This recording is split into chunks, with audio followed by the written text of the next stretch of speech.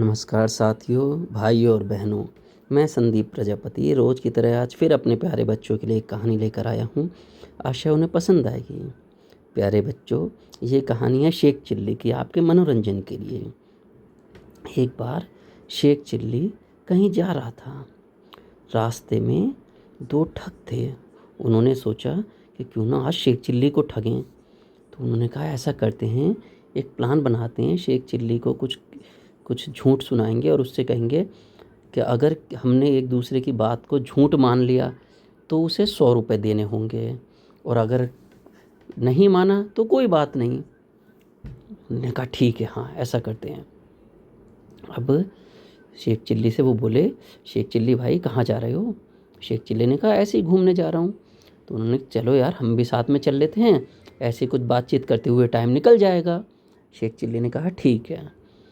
तो एक ठग बोला, शेख चिल्ली भाई क्यों ना कुछ बात ऐसी करें कि जिससे कुछ फ़ायदा हो, कि हम अपनी अपनी बातें कहेंगे।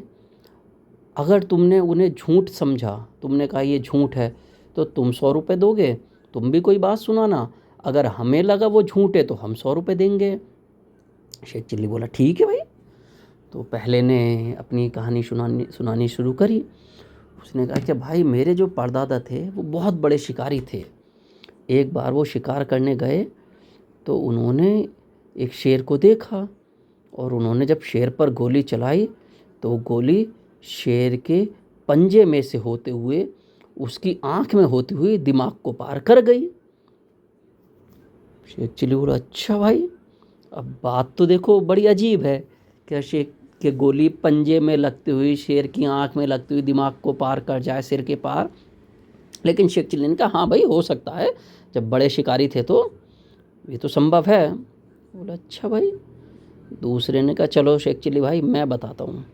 मेरे जो परदादा थे उनके पास इतना बड़ा डंडा था, इतना लंबा डंडा था, कि जब कहीं बारिश करनी होती थी तो डंडे को अपने बादलों में डालते थे और हिला देते थे, और बादल वहीं पे बरस जाते थे। तो लोग उन्हें दूर दूर से बुलाने आते, जिसे अपने यहाँ बारिश करवानी होती। तो शेख चिल्ली बोले हाँ भाई हो सकता है, बिल्कुल हो सकता है, पहले ऐसी चीज़ें हुआ करती थी। दोनों ठग बोले यार शेख चिल्ली को हमने इतनी ऐसी झूठ बोला और शेख चिल्ली ने ये नहीं कहा कि नहीं ये तो नहीं हो सकता, अब देखते हैं ये क्या सुनाएगा। तो उन्होंने कहा ठीक है शेख चिल्ली भाई अब तुम सुनाओ।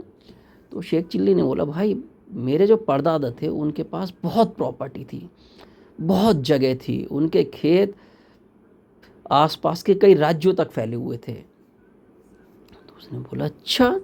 बोला हाँ, और वो तुम्हारे परदादा थे उनसे डंडा ले लेके उनकी सिंचाई कर देते थे। जिस खेत की सिंचाई करनी होती बादलों में डालते और हिलाते और पानी बरस जाता और वहाँ सिंचाई हो जाती। बोले यार इस बात को झूठ भी नहीं कह सकते, क्योंकि इसकी बात को झूठ कहने का मतलब है पैसे देना। उनके हाँ भाई हाँ सही कह रहे हो।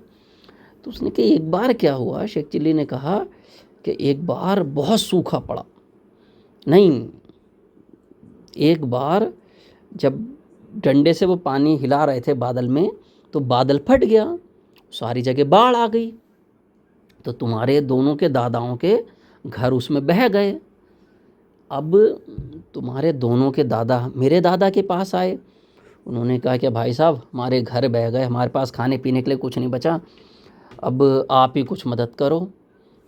तो उन्होंने कहा ठीक है ऐसा करता हूँ, मैं तुम्हें 500-500 रुपये देता हूँ, तुम अपने घर बनाओ और खाने पीने का सामान इकट्ठा करो। तो उसके बाद तुम दोनों के दादा आ गए। अब भाई साहब वो दिन है और आज का दिन है, तुम्हारे दोनों के दादाओं ने परदादा ने दादा ने तुम्हारे पापा ने तुमने आज तक वो पैसे ही नहीं लौटाए। आज मेरी मम्मी कह रही थी कि आज उन दोनों से ज़रा बात करना और वो पैसे लौटाने के लिए। तो वो हिसाब करके वो पैसे आज ब्याज लगा के तकरीबन 10-10 हज़ार रुपये हो गए। तो भाई साहब वो आप मेरे पैसे दे दो।